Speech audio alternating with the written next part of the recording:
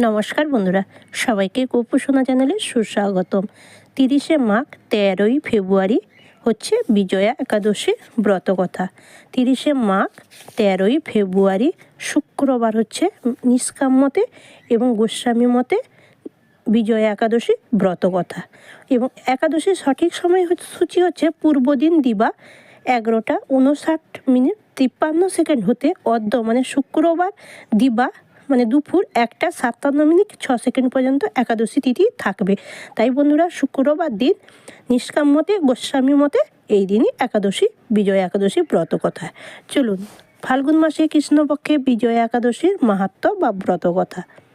যুধিষ্ঠির মহারাজের প্রশ্নের উত্তরে শ্রীকৃষ্ণ বললেন, ফাল্গুন মাসে কৃষ্ণপক্ষে একাদশীর নাম বিজয়া একাদশী। পিতৃসত্য পালনের জন্য রামচন্দ্র বনবাসী হন। তার সঙ্গে যান অনুজ লক্ষ্মণ ও পত্নী সীতা। পঞ্চবটী বনে বাস করতেন। লঙ্কার রাজা রাবণ ছদ্মবেশে সীতাকে হরণ করলেন।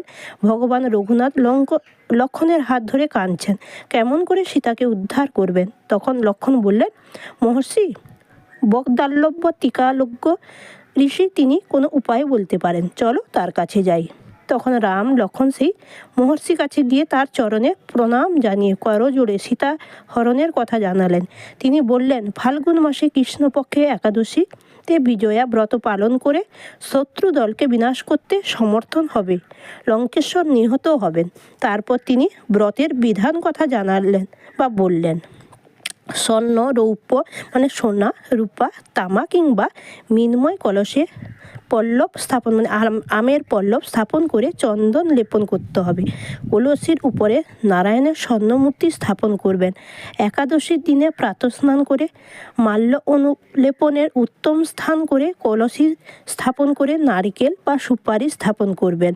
পুষ্প গন্ধ ধূপ দীপ দিয়ে শ্রীহরির পুজো করবেন এবং শ্রীহরির কথায় শ্রবণ করবেন। সেই দিন শ্রীহরির কথা চিন্তা ভাবনা করে দিবস যাপন করবেন এবং ঘিয়ের প্রদীপ জ্বালিয়ে রাত্রি জাগরণ করবেন। পরের দিন দ্বাদশীতে বিধিমতো সেই কলসী পুজো করে কোনো বিপ্র বা বৈষ্ণবগণকে দান করবেন। এই বিধানের বিজয়া একাদশীর ব্রত পালন করলে অবশ্যই রাবণ নিহত হবে।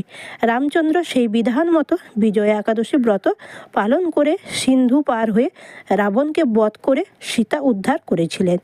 এই ব্রত যে কেউ পালন করলে জগতে তার জয়লাভ হবে এবং আর পরলোকে হবে অক্ষয় সুখ লাভ। বিজয়া একাদশী ব্রতকথা পাঠ বা শ্রবণে বাজপেয় যজ্ঞের ফল লাভ করা যায়। অবশ্যই বন্ধুরা, সকলে এই বিজয়া একাদশী ব্রত পালন করবে। এদিন পরচর্চা পরনিন্দা